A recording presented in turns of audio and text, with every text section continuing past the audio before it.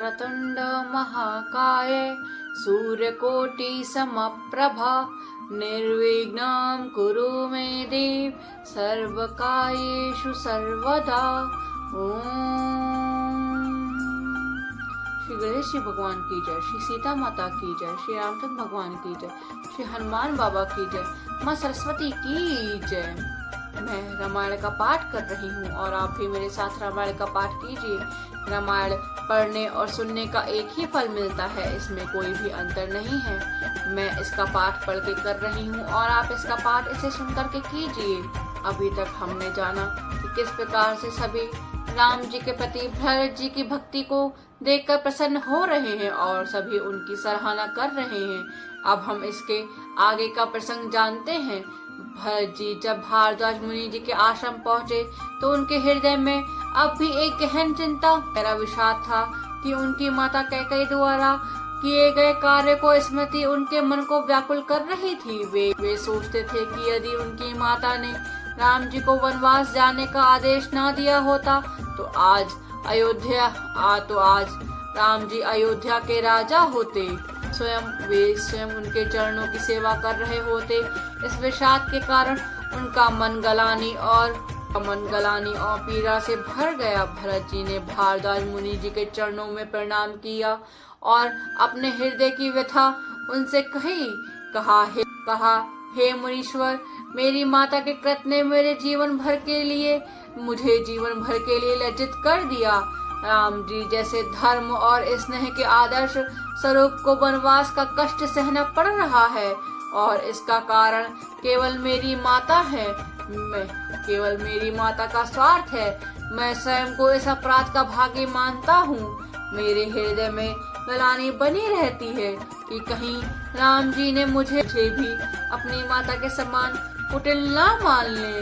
जी की यह बात सुनकर मुनि भारद्वाज जी ने उन्हें स्नेहवश सांत्वना दी।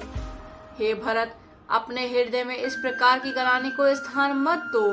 तुम्हारी प्रेम और भक्ति को राम जी भली भांति जानते हैं। संसार में ऐसा कोई नहीं है जो तुम्हारे हृदय की शुद्धता और राम जी के प्रति तुम्हारे प्रेम को ना जानता हो। तुम्हारा हृदय राम जी के प्रति जिस प्रकार प्रेम और समर्पण से भरा हुआ है वह महानता का परिणाम है। मुनि ने आगे कहा, तुम्हारी माता कैकेयी ने जो कुछ भी किया वह उनके मन की दुर्बलता और मोह का परिणाम था। यह भी सत्य है कि अब उन्हें अपने कर्तव्य पर गहरा पछतावा हो रहा है। उनके हृदय में इस बात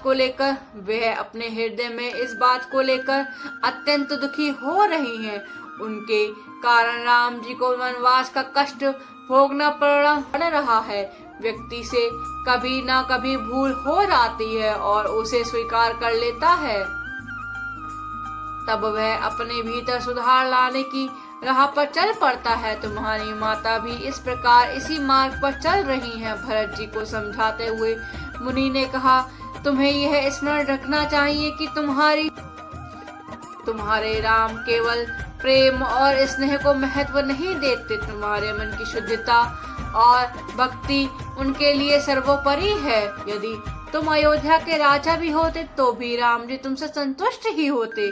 तुम्हारा आचरण, तुम्हारी विनम्रता और तुम्हारा धर्मनिष्ठ स्वभाव ही तुम्हारे व्यक्तिगत को अद्वितीय बनाता है। राम जी तुम्हारे भीतर इस महानता को देखते हैं और उनके मन में केवल प्रेम और स्नेह है। मुनि जी के वचनों को सुनकर भरत जी के हृदय को गहराई तक छू लिया। उनके शब्दों में सत्य और प्रेम था जिसने भरत जी के मन को शांत किया। उन्होंने महसूस किया कि उनकी माता ने क्या किया और वह किस परिस्थिति और मोह का परिणाम था। अब उन्हें अपने कर्तव्य पर पछतावा हो रहा है। मुनि ने भरत जी को यह भी सिखाया कि धर्म का पालन केवल कर्तव्य को निभाने तक सीमित नहीं रहता, बल्कि इसमें प्रेम, क्षमा और समर्पण का भी महत्व होता है। उन्होंने कहा, तुम्हारा धर्म तुम्हारे कर्मों और तुम्हारे हृदय की पवित्रता से प्रकट होता है। तुम्हारा आचरण इस बात का प्रमाण है कि तुम सच्चे अधर्मों में धर्म के मार्ग पर चल रहे हो। तुम्हें अपने मन में कोई ग्लानि नहीं रखनी चाहिए, क्योंकि राम जी का प्रेम और उनकी कृपा सदा तुम्हारे साथ में है। वचनों को सुनकर भरत जी का हृदय हल्का हो गया। उन्होंने मुनि जी के चरणों को पकड़ लिया और कहा, सिर झुकाकर प्रकट किया और कहा, हे मुनीश्वर, आपके वचनों ने मेरे मन को शांति और नई दिशा प्रदान करी है। अब मैं इस बात को भली भांति समझ गया हूँ कि राम जी के प्रति मेरा प्रेम और भक्ति को कोई भी चीज नहीं रोक सकती। मैं यह भी समझता हूँ कि मेरी माता कैकेयी ने जो किया वह उनके मन की दुर्बलता थी। उन्हें भी इसका पछतावा हो रहा है। मैं अपने हृदय से उनके प्रति क्षमा का भाव रखूंगा। भरत जी के इस विनम्र और संतोषपूर्ण उत्तर को सुनकर मुनि और वहाँ उपस्थित सभी जन वहाँ उपस्थित हुए। सभी ने भरत जी के इस आचरण की सराहना की, उन्हें आशीर्वाद दिया। इस प्रसंग ने यह सिद्ध कर दिया कि सच्चा भक्त वही होता है जो अपने मन में को ग्लानि, क्रोध, देश से मुक्त करे और अपने आराध्य के प्रति प्रेम और समर्पण को सर्वोपरि मानता रहे। जय श्री राम। यहु कहत भली कही न कोहू, लोको भेद बधु सामित दोऊ।